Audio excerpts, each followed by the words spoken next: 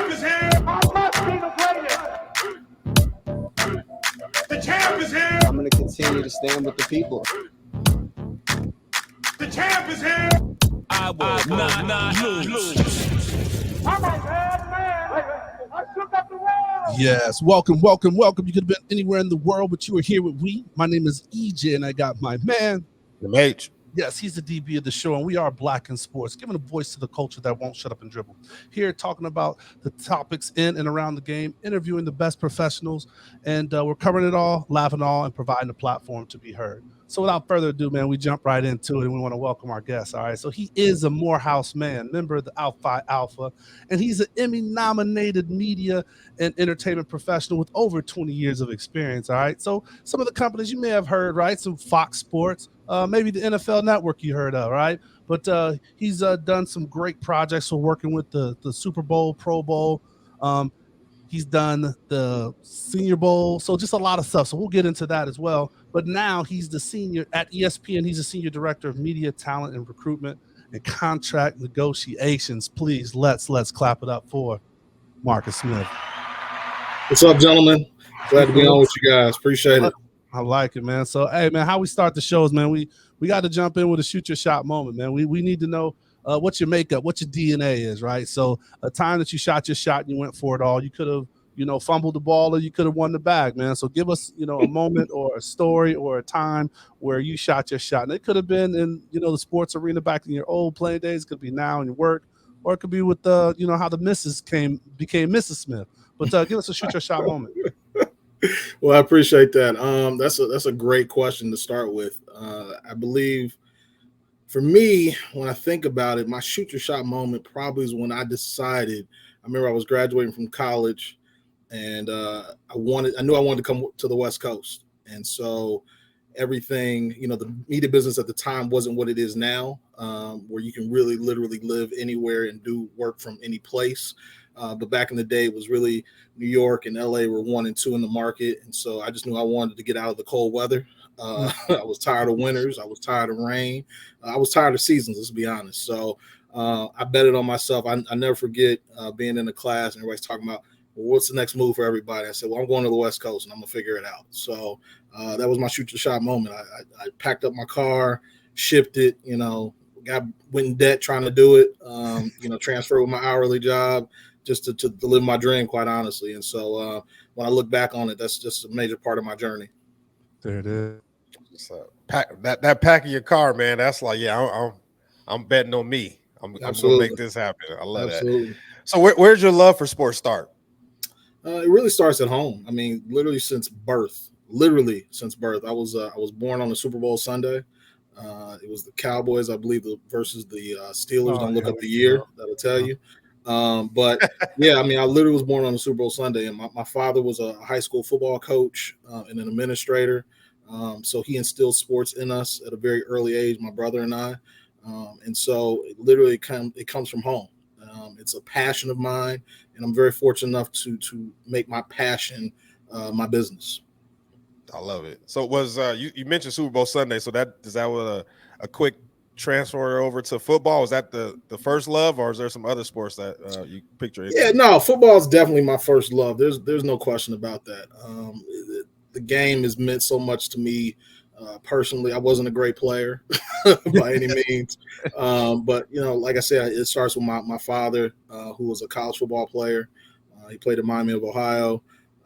And then, like I said, he transitioned into administration and being a high school football coach. And so I saw it from a very early age.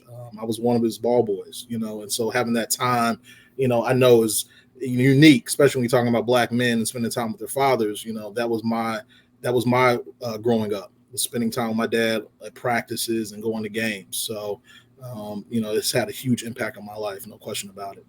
So me and inmates always talk about this. So your story wouldn't have made it during the draft, because every time we watch the draft, it's, Isaiah barely made it out. His crackhead mom and his grandmama had to raise him out of, so that coming from having a father and a mother and a stable background doesn't really always make it on the draft. But I guess, that's a part of the media.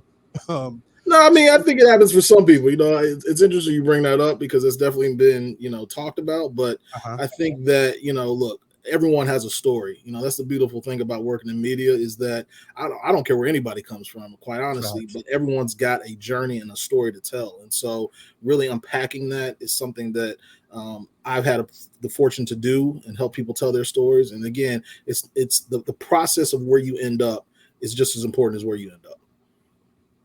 I agree with that. So I've heard they play football in Ohio. I've heard from on this show with EJ and from other. Absolutely. I've heard they play high school football there. So tell me a little bit about the high school scene in Ohio where you grew up and how it is still now. Absolutely. Everybody wants to give credit to Texas, obviously, with their massive cathedrals of stadiums, sitting 60,000 people for a high school game. You look at places like California where I live now, where high school football is huge and the 7-on-7 scene is large. And so, look, I am from the birthplace of football, literally in Ohio, but Ohio's where it started for everybody. So, let's pay homage to where it began. And there's no question about it. The Ohio versus Pennsylvania rivalries, I can go, on and on about some of the great matchups, all the players that played against the league. So, yeah, listen, I'll go toe to toe with anybody any day talking about football. But again, you asked, let me back up a little bit because you asked about my passion of sports. So football has been a passion, but I was a wrestler in high school, which is kind of interesting, What was the weight class? I'm not going to talk about it now because that was a different time in my life. I've matured. I'm a man now. I'm a father. So we don't need to get into that. Let's just know that I stepped on the mat, laced up those shoes, and we got busy. There it is. Oh, that's funny. That's great. So what position did you play or attempt to play? Yeah, so I was on the defensive side, no question. DB. They tried to put me. I remember vividly they tried to put me a running back. I remember. Look, I just knew that football was not going to be in my future on the field. So I said, let me work in it off the field, and I found a way to do that. But when I did play it on the field, it was on the defensive backfield. Again, they tried to put me a running back. I remember one practice very vividly. We went to saw the depth chart, right? You're in spring ball in high school, right? And I had some guys that were some dominant athletes that I got a fortune to play with. And so I remember one time I'm peeking through the window to look at the depth chart, and the coach spots me. He proceeds to move my name up the depth chart to the number one spot for practice. I had this deer in the headlights look on my face, like, what is going on? But hey, let's get with it. I'm gonna give it all I got. Right. We'll see what happens. But I just knew that wasn't gonna be my future on the field. Let's just say that. So I mean, I think it's cool, man. My dad, he wasn't a coach, but he was in sports pretty early from a youth program perspective, and kind of running that in the military. And so I saw a lot of, I guess, the word politics I'm looking for is like, from sports pretty early in life. So like yourself, man, you probably saw your dad as not only your father, but I'm sure he may have been a father to someone else, maybe a big brother, maybe a guidance counselor at some point. He wore a lot of different hats, I'm sure, as a high school football coach. So what did you learn from those days growing up that you even still use to now in your career and even into growing up your own kids? Yeah, you know what? That's an interesting question because the biggest lesson my dad, I would say, taught me in terms of coaching was that, look, you can't treat all individuals the same, right? And so, look, some people are going to have better skills than others, but it's about how you communicate and work with the athletes that you have. And so as I transitioned, I remember as I made the move to California, I was looking for a job, trying to put things together. I used my wrestling background to get an assistant wrestling coach job. And so when I was doing that, again, all those lessons my dad taught me were coming to fruition because now I'm dealing with kids, one, who don't look like me because I was in a neighborhood that wasn't my neighborhood, let's call it that. Right. And so I had to learn how to communicate with these athletes. I remember vividly one kid telling me, Coach, I don't think you like me very much because you always on top of me. And I said, clearly you don't know me well enough then because I care deeply about you and I just want you to be successful. And so once I heard that from him, I knew I had to recalibrate on how I communicated to him in terms of his performance, right? So, and then fast forward years later is mostly the spring season. As I mentioned, I'm a father, and my oldest is playing softball, and so somehow I became her head coach of her softball team this past season. Had no softball experience, and those who watch this will probably call me out because they played with me in the past. So, but it was. I said, look, I might not be good on the field, like I said before, but I know how to motivate folks. So, so taking those lessons and teaching and pouring into people, that's a passion of mine too, right? And it kind of carries over into my day-to-day of my career. But dealing with young athletes is really just trying to help them live out their dreams, right? We want them to be successful. And so it's about using the skill sets they have, meeting them where they are. I think that's the biggest thing, because I think oftentimes coaches think, oh man, we got to hit a home run out the gate. And it's really not like that. Okay, show me what you have. Let me figure out how to work with it to get us to our ultimate goal. I love it. All right, so transition. How do we choose? How'd you become a Morehouse man? Let's talk about that process. You know, was it? Just give us like the track, right? Like, sports wasn't a way that you were going. So how did it ultimately become Morehouse and then HBCU? Yeah, for sure. So look, I could spend all night talking about my Morehouse experience and how I got there. But look, Morehouse, quite simply, it was the only school I applied to. And then when I tell you that, you have to put that in context. I wasn't the best student in high school, right? But my resume looked good. Student council, football team, wrestling team. I know how to put a resume together, right? And so my father, who again coached high school athletes at a high level back in Cincinnati where I grew up, he also knew, like, look, if kids weren't going to have the opportunity to go play maybe D1, some of them would burn up their eligibility going to JUCO or something like that. Right. But he also knew that there was another pathway, and that's called prep school. And so for me, I had two choices. I remember distinctly, and my father was prepared to send me to Fort Union Military Academy for prep school for a year because he didn't think I was ready to go to college, and mostly from a maturity standpoint. But I never forget the summer before my senior year, we took 2 trips. We went to Virginia, where Fort Union Military Academy is. And if those who know it, who listen to your podcast, it's like going to the middle of nowhere in Virginia. You're literally driving across a rickety bridge with there's water underneath. You think the bridge is going to fall apart. And then you literally come across the bridge into this campus. And it's like this, it's almost like a mirage, so to speak. Like if you've been out in the desert and you're like, wow, okay, here's the campus. And so the history there, and for individuals, especially athletes who, again, didn't want to burn their eligibility, they went to prep school, and it allowed them to get their grades together academically, retake their test scores, etc. But you had this military regiment that you went through, from uniforms to marching and all these other things. So I never forget going there. We actually showed up late. And I was like, cool, that means we're not going to be able to take this tour. My dad did not take no for an answer. He went and found the headmaster of the school, and they gave us a private tour. And I tell you, by the end of that tour, I was like, there is no chance I want to come here. And my saving grace was my mother, because my mother was like, I do not want him to go here. And my father was like, oh, he going to go here if I send him here. So we took that trip. Then we pivoted and went to Atlanta, to Morehouse, and I just immediately fell in love. The way I found out about Morehouse is also an interesting story. There was a documentary called The Morehouse Men. It was on PBS. And so growing up, my family, we would go out to Sunday dinners, and when we come home, my mom would say, hey, go eat good, because it was cold at home. So we come home, and the first thing I do is turn on the TV. Like, TV's literally been my life and my career. And so this is how God works. I turn on the TV, and boom, there's this documentary called The Morehouse Man. I was hooked. And literally, I was like, at the end, I was like, Dad, I want to go there. And my dad has always kept it real with me. He always keeps it up 100. And he said, son, you don't have the grades to go there. Not that school. And so I said, okay, there's the challenge. And so again, fast forward, we go take the visit. I fell in love with it. I was like, this is the place I know I need to be. We met with the admissions director, and that man grilled me, Andre Patillo. And sports fans will know Andre Patillo because Andre Patillo used to be an NCAA referee. And why is he famous? He's famous for throwing Rick Pitino out of a game. NCAA absolutely. Look it up. It's a fact. And so we sat in his office. He said, why should I let you in my school? I said, only here can I grow and become the man that I know I want to be. And so he said, I'm going to give you an opportunity to prove that. And so he made me come to the summer program. I had to take 3 classes after my senior high school to prove myself. So I went through that experience, came out on the other side, and got my acceptance letter in the Morehouse. And so when I got it, I tried to play a joke on my dad, because at the time, the mail service wasn't really running great. And so I intercepted the letter, right? Here's a football term. I intercepted the letter before my dad got home.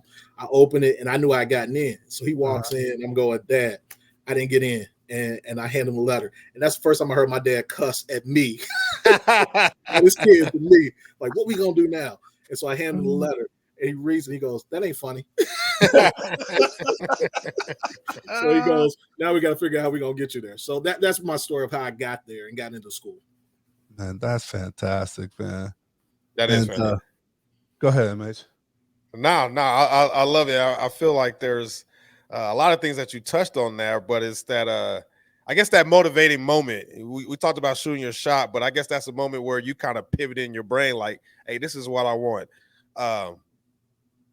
Do you think you would have got to that moment, I guess, without some of the lessons that you learned from your dad on the football? I'm a huge football fan, so I take a lot of things of life onto the football field. Absolutely. Do you think that's something that you kind of can grab from the football field and that you was like, this is my moment to make this play, so to speak? Yeah, I mean, I think so. You know, look, the buzzwords that are out now are pivot, intersection, right? Those are the buzzwords that we talk about. And so for me back then, I didn't call them those moments. Were they motivating moments? Sure, that's your term. But there are moments in your life that happen, right? And so as a man of faith, I believe, look, God orchestrates all things. And so for me, it was like, okay, here's this moment. How are you going to handle the moment? You know, when I deal with people in my day-to-day, you know, a lot of people who want to be on TV, they come to me and show me. I said, look, you got to be able to meet the moment when it comes. And so for me, that was that opportunity, right? To meet the moment when it came. And so again, getting into that environment, because then once you get into the environment, it's how you let the environment go. Like we had a term in Morehouse, you can either go through Morehouse or Morehouse can go through you. And so to have that experience of it going through me, you know, holistically, right? That experience of Atlanta, the AUC, all of it, football, sports, all of it. That's what birthed me into the trajectory I went on. I love it. And then fraternity wise, man, well, sure. why was that the choice fraternity for you? Look, it's the only choice. I mean, I don't, you know.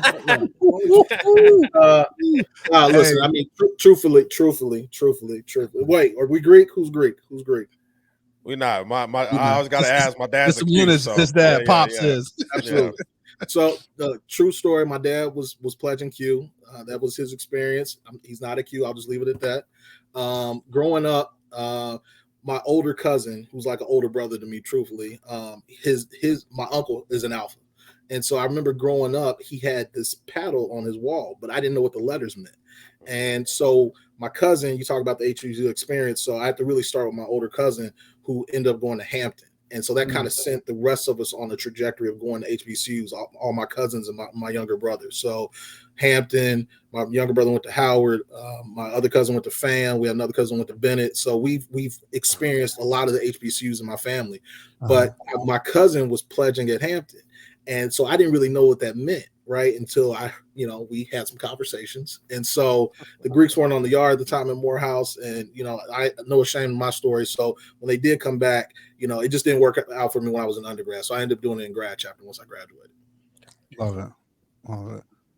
Man, we could go into the whole, we should just have a HBCU summit, man. Have one of the lives and just bring everybody on and have them just talk about the experience. Because I think it's needed. And that's what we definitely like to highlight that when we have guests such as yourself on the show, just to open people's mind. I mean, I like to coin it as the HBCU renaissance that we're going through right now, in sports and just, the culture. So, thank you for sharing that. Absolutely. Before you transition, I will tell you, I think all of us should have the HBCU experience. I never forget Andre Bertillo, who I mentioned. He said every black man should have the Morehouse experience. There's no other place for you to go. And so that, again, I was already sold. He had to sell that to me. But as you go through those experiences, and all of us who, regardless of where you went, we all have shared the similar struggles of going through HBCUs and that experience in itself. But again, how it builds you up and sets you on a path and a trajectory to go out into the world, knowing that, look, I have earned my space here, right? It's not about what I deserve, but I've earned my space here. And I can do what the job entails me to do. The HBCU experience did that for me. Let's go. That's what's up. All right. So I like your media background. So you said before I transition into the, as you know, it was about to go, but yep, absolutely. I want to transition into the game, man. I want to talk or have you share with our audience what your title is, right? So your title is the Senior Director of Media, Talent Recruitment and Contract Negotiations. So that's a long ass title. So hopefully they pay you for that title as long as it is. And if they are, man, let me hold something. But listen, I'm on your podcast. Let me hold something. It should come this way. Absolutely. But no, explain what the day in the life is, what that kind of role is, Sure. because every job, like even though you can just maybe boil it down to talent, every job's requirements different, right? Like the contract negotiation part may not be Sure. with someone else's title. So kind of take us what you do and how that looks at ESPN. Yeah, so I'm new to ESPN. Recently started back there in May. And so my title by definition often gets confused with an HR title. So even on LinkedIn, I'm getting hit up by recruiters and ZipRecruiter and all these other places saying, hey, let's help you find recruits better. I'm like, no. I focus on air talent. I'm looking for individuals who want to be in front of the camera, and not just reporters, but writers, analysts, hosts. It's a variety of different positions that we look for. So that is my day-to-day in terms of the recruitment piece, is that I'm actively always kind of looking and keeping my finger on the pulse of what's happening in media and where people are going. And even the own talent we have here, it's fostering those talents that we already have internally. So I take a lot of pride in that too, and getting to know the talent that we have, because ultimately what you hire someone to do is not where they may individually ultimately end up, is what I'm saying, in terms of, look, everyone's got a passion, right? So you hire me to do X, but I also have a passion for Z. And so how can I help integrate that into the productions that we have? And again, it's really been an internal agent for that talent that we have already on staff. And again, looking outward in terms of who's in the marketplace and who we might want to bring to our platforms. It's interesting. One of the first things as far as ESPN that I feel like I grew up on was NFL primetime. I used to love every Sunday. Chris Berman, Tom Jackson was on. I used to like watching the games. Tom Jackson, Cincinnati native. Write that down. Yes, sir. Just reliving the games through their voices. Now I feel like, since then, sports media has changed a lot, right? Into where Tom Jackson was one of a kind, former player. I didn't even know he was a former player at the time, and my dad had to educate me, like, hey, no, linebacker, Denver Broncos. Now that you see it a lot of different places, how do you, I guess, identify that talent when it comes from maybe an ex-player or that's trying to, I guess, get to their second part of their career? Yeah, I have to go all the way back to my experience at the NFL Media Group. I started there in the very beginning of the network. I think I started around year 2 after it launched. And so we were a very small group there. And so it allowed me to grow in a lot of different areas, right? I was hired to do mainly work on the news assignment desk, gathering news and bring in stories that we're going to report on each of our shows that day. The primary show being NFL Total Access at the time. And so from there, again, here's that pivot moment, that intersection moment where, we didn't have a large staff. And so there was a segment created called Word on the Street. And so we would go out and tap into the local markets, whether it be Vegas or Atlanta or Denver, these local markets where teams already existed. And we would have the local reporters from these stations come on and, give us a daily report. Tell us what's going on in your market, right? I couldn't pay you anything, but hey, I'll send you a mic flag and could you do a stand-up for us? And so that gave me the launch into understanding how it was to work with talent and what that really meant. And then when you shift to the analyst part of it, the former players, you ask, what do I see? Look, I can't put a finger on, I can't explain it in terms of what I just know it when I see it. And so it's a spark, it's a word, it's a nonverbal communication that the athlete gives. And I can go, you know what? Okay, this person's got something I can work with, right? And so if I have that, then we can take the next step. Okay, one, are you comfortable in front of the camera, right? In terms of being able to speak, there's a difference between, I love this phrase, being interviewed and then delivering the news. Like someone told, and I'm borrowing that from somebody else. And so most athletes, I can come right back off and talk about it. That's not how it works, right? You have to work at it. This side of it is a job, right. You have to work at your craft. One person I'll point out is Nate Burleson. And so I had the privilege of working with Nate, and to tell that whole story, it was another colleague of mine who was an intern with the Vikings, knew Nate. Nate wanted to get into TV, and Nate called this individual and said, hey, I'm being in LA. I'd love to come on. And so I met Nate through my former colleague. And so that was Nate's foot in the door at NFL Network to begin with. Some things changed. I'll just leave it at that. Nate stayed in contact with me. And so Nate would call me every offseason. Hey, I want to come in and get some reps. And so I tell guys who have a desire to do this, whether it be NBA, NFL, whatever, you have to work on this just like you worked on your game, whether you were tackling somebody or taking a jump shot or hitting a baseball. This requires work. Don't shun the small things. Like, you have to start somewhere and begin to build yourself into this media personality that you think you ultimately want to become. Now, and they're working, like, now there are programs for them, right? Like, I don't know if it's the NFLPA that's doing that program to where it's like, you know, not only for broadcasting, it's for other business, but they're just really looking to help transition people. Yeah, it's an entire business. I mean, yes, the PA is, the associations for the individual sports do have their own broadcast camps, as they call them, or media camps. The NFL holds one. I attended the one for the NBA that was out here recently in LA.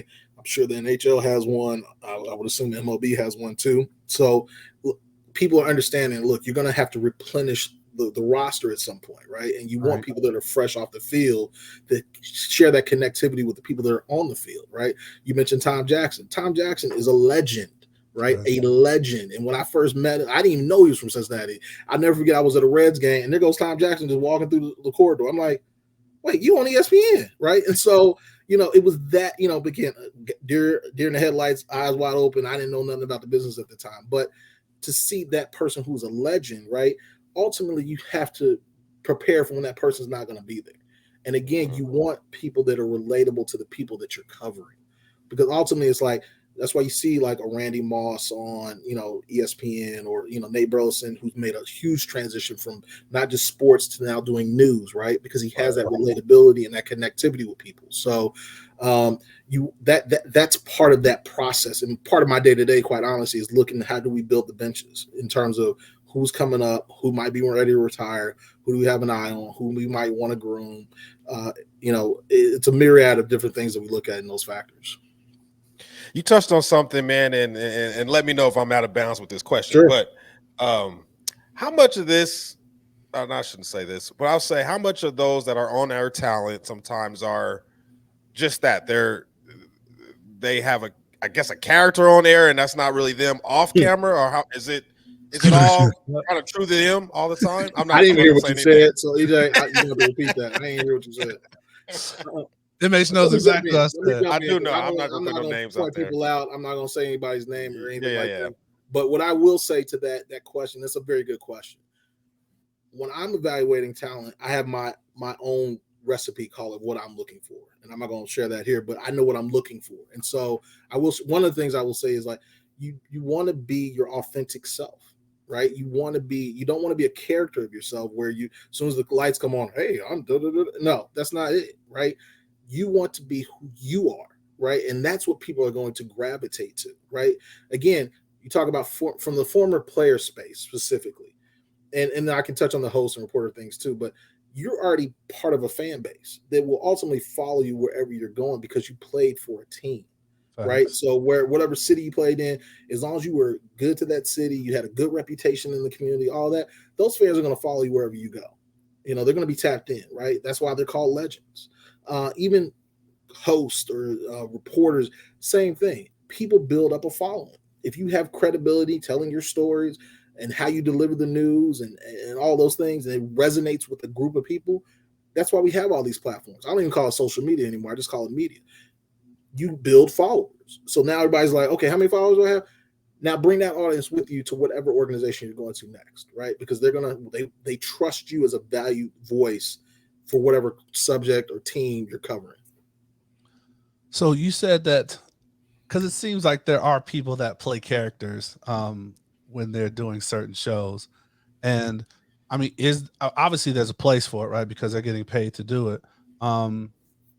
Like, how is that depending on the platform? I don't want to say the platform. I want to say maybe the show and again, that makes sense. I'm gonna cut you off because I think I know where you're going with that. In terms of, I don't know what individual you're talking about. I honestly don't know that. Nor do I want to hear that person's name. But what I'm saying is, there's a few. I don't think they're being a character themselves, because this is what I tell athletes. This is what I tell people who want to be in the media. Okay.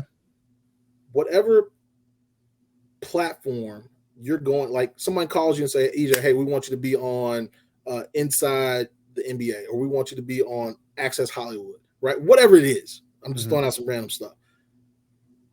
When you come on, understand that platform that you're going on and what they're asking you to do. Just like when you say, hey, can you come on our podcast? Okay, so tell me about the podcast. What are we doing? What's the dress like? Is it, you said beverages? What? Tell me everything I need to know, because today's individual is way smarter than the ones years ago. It's not just show up and like, let me turn on the camera and do it because we're so excited to be in front of the camera. No, Right. Give me some background on what the expectations are so that I can answer the bell to what you're looking for. And again, does it authentically fit into who I am as that individual? Because I tell people, if it doesn't fit you, don't do it. Right.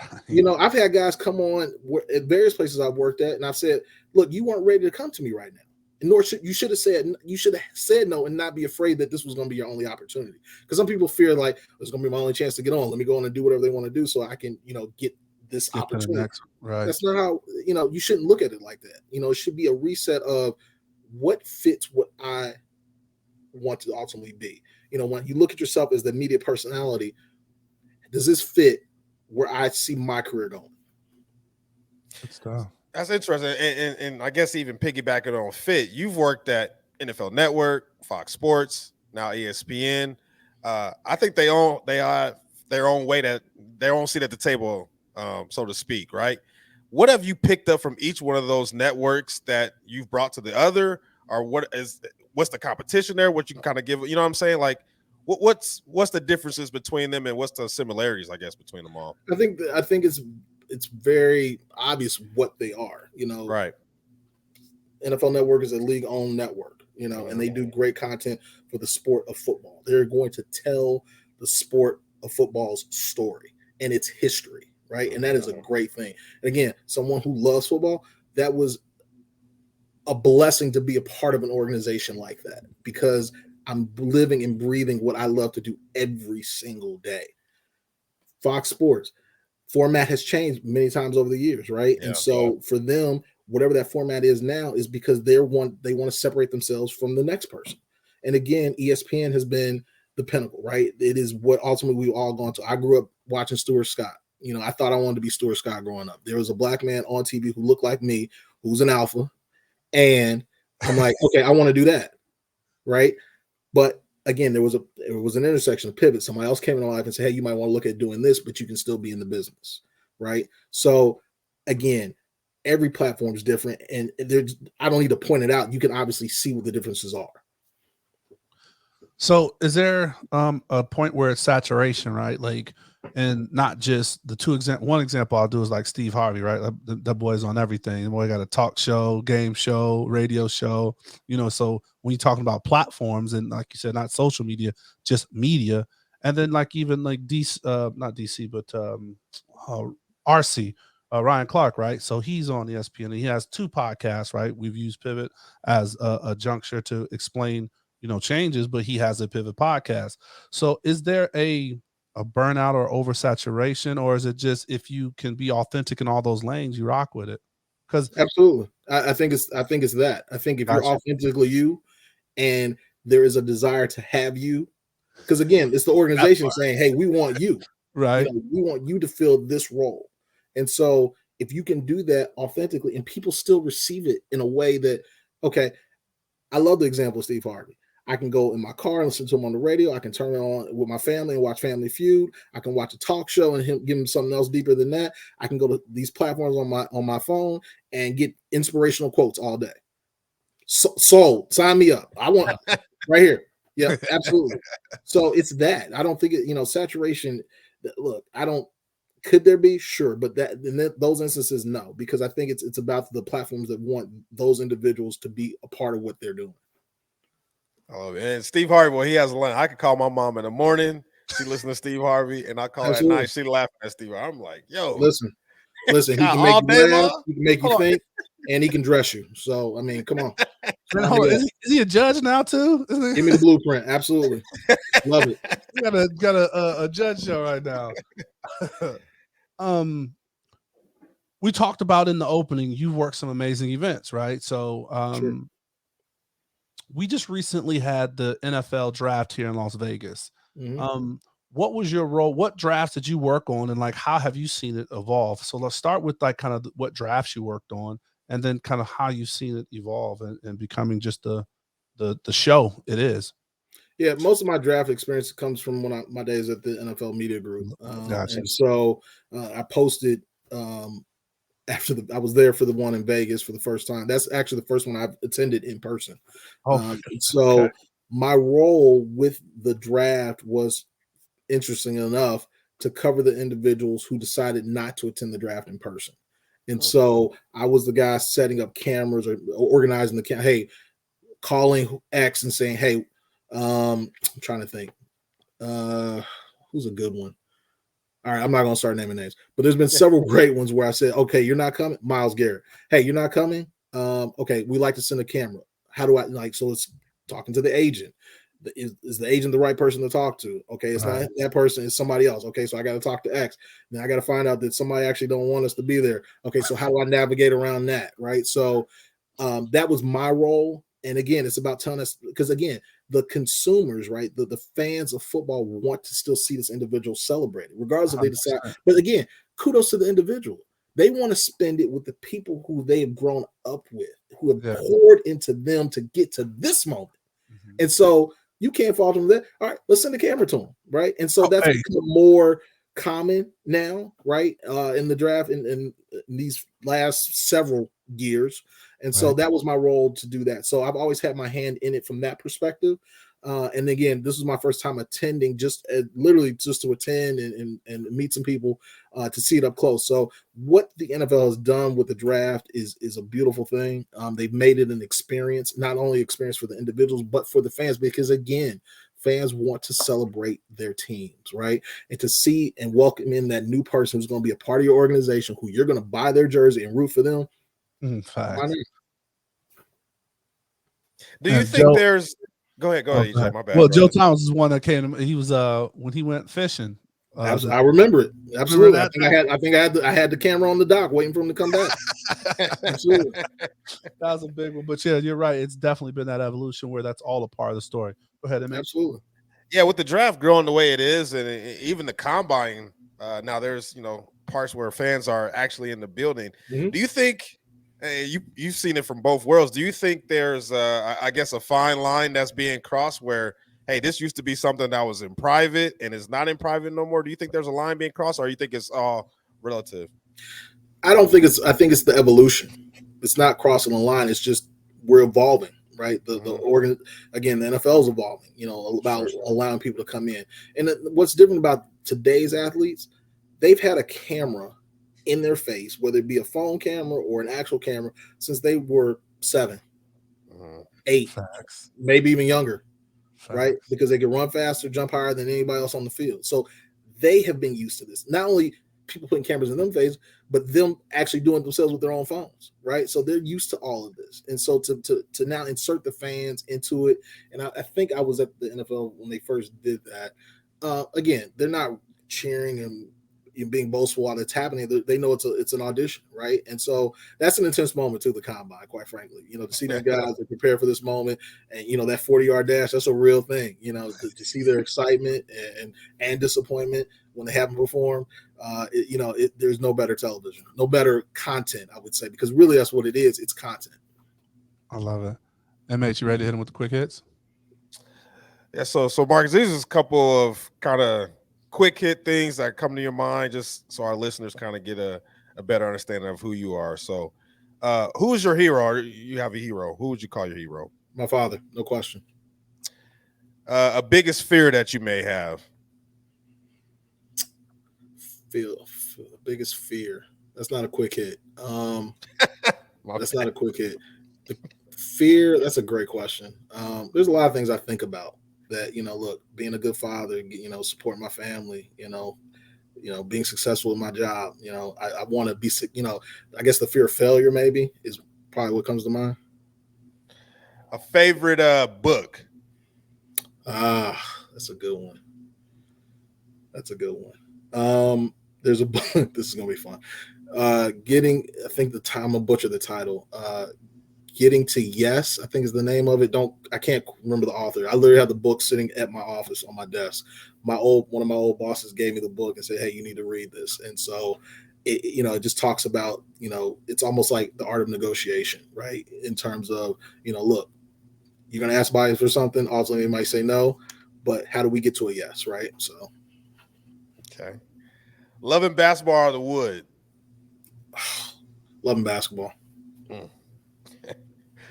Top 5 Cincinnati Bengals. I see the thing in the background. So who's your top 5? TJ Houshmandzadeh, Chad Johnson. I'm gonna go old school James Brooks, running back. Mm-hmm. Carl Pickens, because he ain't take no mess. What is that, 4? That's 4. Here's one. Solomon Wilcox. There you go. Solomon Wilcox. Does Boomer Esiason get close to it, or he? Look, Boomer. I love Boomer. I mean, he got us to a Super Bowl. There's no hate for Boomer, but the people I picked, I've had it. And actually, you said 5, but I'm gonna go 5B. A man by the name of Jim Anderson, who was the running backs coach for the Bengals. He was the longest tenured assistant coach in the NFL at the time. And why I list these men, they've all had a personal impact on my life directly. Oh, that's dope. So I'm going to ask you a little bit about the Hall of Fame going forward, about the Pro Football Hall of Fame. Sure. But if you were to have a Hall of Fame of journalists for you, and you would say you want to bring in, let's bring in a class of 5 to 6 of them, who would those Hall of Fame? That's tough, man. I need some time to think about that. That's a great question, because the reason why it's a great question, because of what I get to do. I've had the opportunity to work with some unbelievable, just good people, and they were great, great storytellers too. And so to shrink that down into a Hall of Fame, I'm greedy. Class of 2022. No, see, I'm like, look, this is where I got to borrow Dion's quote recently. Like, look, I'm putting a whole bunch of people in the room. Like, it ain't gonna be special because I'm just putting a whole bunch of people in. Because look, there's various reasons why I like them all. So I can start naming names, bro, but again, that's gonna run me down a rabbit hole that Understood. We'll never get out of it. Okay, and my last one, first time if ever that you've been starstruck. Well, that's a good question. Eddie Levert. That's how old I am. So I'll tell you, this is a funny story. So, like, I don't really get starstruck, right? Because of what I get to do for a living. They are people just like us. And again, they appreciate people that talk to them real and aren't like, oh my God, what do you need? Hey, can I? Most athletes that I've dealt with aren't on that level. Watch out, man. But Eddie Levert, I was a kid too, so that's why I gotta say I was starstruck. It was the Circle City Classic, Indianapolis, Indiana. Yes, I'm crossing the street with a group of it was a group of us walking, and here's Eddie Levert. And like people are like, I just see people kind of stopping cars in the street, and he's walking across, and I'm like, all I could say was, what's the name's daddy? That's all I could say because I could not remember it was Eddie Levert. Like, it blew my mind. I'm like, so that was probably the first time I was like, oh my God, that's him. So yeah, random name, but yeah, that was the first time. I like it. So, all right, so I got 2 quick ones. What yours proclaims sneakerhead? What's the all-time favorite shoe? Bread Forest, no question. Best silhouette ever. Best shoe Jordan ever. Nice. I like that. Okay. And then my last one, Sam's Club or Costco? Sam's Club. Come on. I don't even know where you got that from. That's a great question. Somebody we know must have told you that. Yeah. We just did some research here on this show, man. Absolutely. Listen, and if you want a running joke. It's a running joke about me going to Sam's Club. Absolutely. So what is your affinity for Sam's Club, man? Hey, man, I like to buy in bulk. I can get everything I need, and I'll have to go back 3 or 4. Hey, folks was laughing during the pandemic. Before the pandemic, they was laughing at me.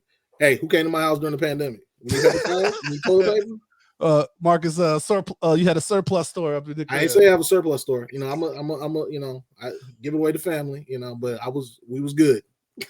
I love it. All right, man. So we want to get into the winner circle, man. This is where we just talk about some things and just some topics, I think. One I want to start off with, and I'm sure we'll get into just great background that you have, man. So thank you for I sharing appreciate with it. us. Appreciate But it.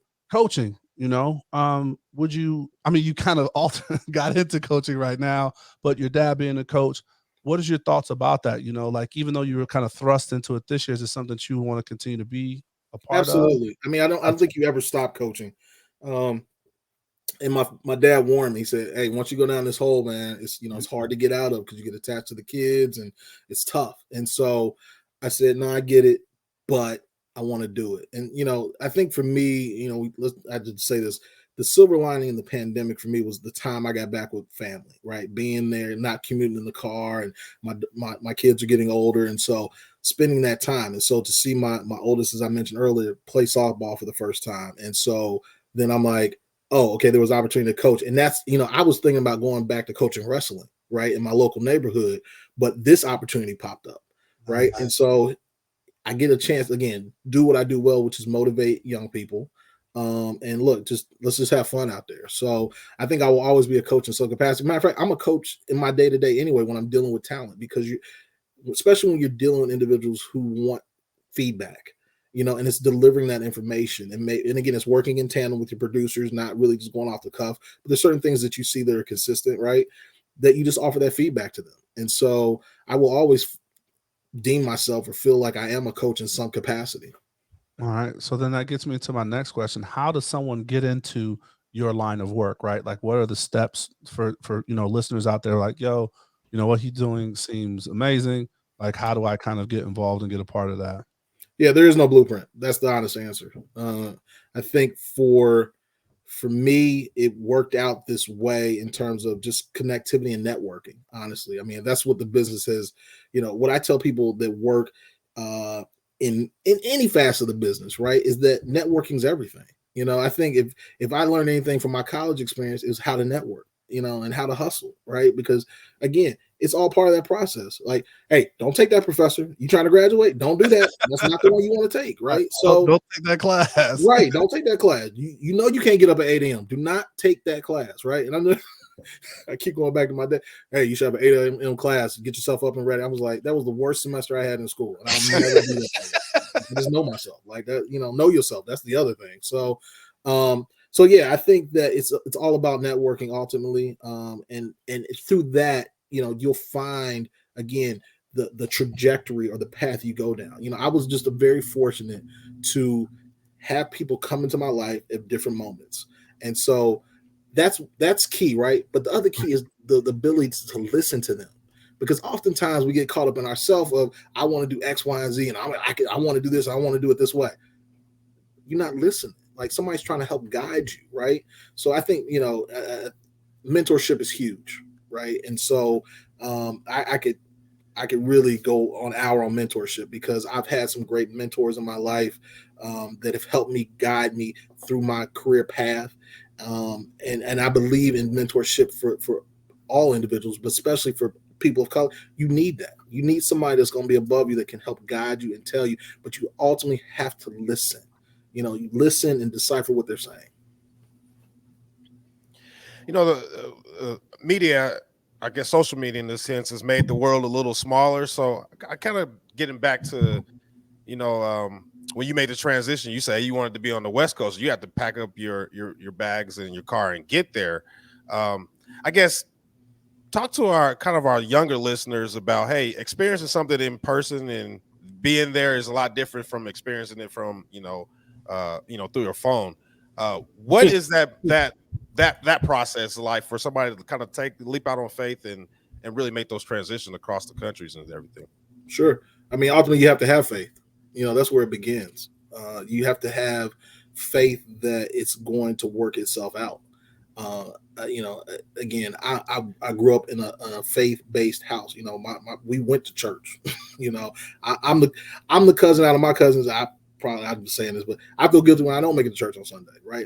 I'm a heathen. Like, I ain't paid my tithes. I feel bad. I'm not saying I'm not perfect by any means. Let me just make it very clear. But I would tell any individual, try to bet on yourself. One piece of advice I give to people, especially those who want to be in my business in front of the camera, is that continue to pursue your dream until you can't do it anymore. As long as you only have to take care of you. You don't have a bunch of responsibilities, bills, things like that. You got to have a roof over your head. Continue down that path that gives you the opportunity to be in front of the camera. Because oftentimes people say, oh, I just need a job. I want to work. I got that. We all want to work. But being on camera, there are so many people who want to do what you want to do. And there's only so many seats available to do it. Ultimately, it might not work out that you're going to work for me, right? But that doesn't mean you can't still go down that path and be successful. One of the greatest stories or compliments I got was from a brother by the name of Curtis Conway, former NFL player. And I would bring him in, and he was doing a bunch of just work for us, basically free, and wasn't getting the opportunity to get one of those spots. And so I said, Curtis, look, don't let this justify you. If you want to be on air, go be on air. Go get the experience. Years later, I never forget, at a Super Bowl in New Orleans, randomly ran into Curtis. It was one of those things, turn around, boom, there he was. He was like, hey man, I just want to say thank you. I appreciate what you said to me. And I said, what did I say? He said, you said just go do it.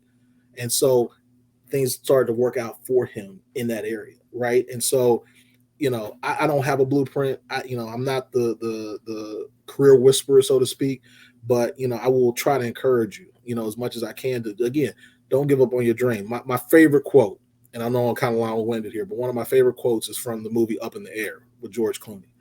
And he says, because this movie, if you know it, it's about him going in to basically lay people off, right? Which is crazy. And in one of the scenes, he tells the individual, he said, how much did they pay you to give up on your dream? I never forgot that. And I've used that often. Anybody who knows me, I say, how much do they pay you to get off your dream? Yeah, you want to be on air, but you're doing PA work. That don't add up. That don't make sense. So you need to be in front of the camera. So that's what I would tell the young people. So you hit us with that's how we kind of wrap the show up. We asked for that kind of that coaching or that coaching gym or the assist. So, but that's a foundational piece, man. Is there anything that you would tell your younger self? Keep going. Look, and here, there's a lot of quotes that I remember. One of my favorite ones, I kind of alluded to this, I paraphrased it earlier, and I saw this in church too. It says, the journey is just as important as the destiny. So how you get there is just as important as where you end up. Absolutely. And so I would tell my younger self, through all the frustration and the late nights and not knowing if you're going to get the job, or you see people around you getting elevated before you who are younger than you and don't look like you, all of that part. Just keep going. But just keep going, because your time will come. And when your time comes, as I said earlier, are you ready to meet the moment when it arrives? Because that's the biggest thing. I can hand you EJ the moment. I can hand you the moment. But are you ready for it? Right? Are you ready for it when the pouring out comes? Are you ready to receive it? And the doors of the church are open. Amen. Amen. Hey, with that, man, it's been a pleasure. MH, final thoughts. No, man, it's funny. I laugh at it, but I feel like we all kind of have, being a black man in America, have some sort of kind of similar backgrounds, man. And my dad used to always tell me, everybody turns 35 at the same time, and it's essentially say, hey, you run your own race, man. Don't look at somebody else. We all turn 35 at the same time. So absolutely, man, you've hit home on a lot of things, man. But honor talking to you, man. Thank you for spending some of your time with us, man. It's been a complete honor to us, and I know our listeners got a lot out of it. No, I appreciate it, gentlemen. Thank you so much. It was a pleasure to be on with you. Really excited about where you guys are going, and look forward to seeing what you do down the road.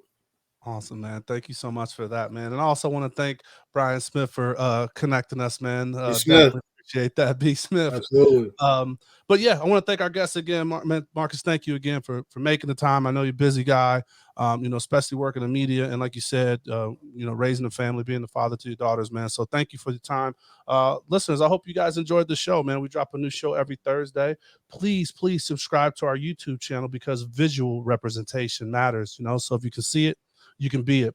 Know that we're wherever you listen to podcasts. So make sure you hit that subscribe, like button. And remember, stay safe, practice gratitude, and know we're rooting for you. Screaming, all us blacks got is sports and entertainment until we even.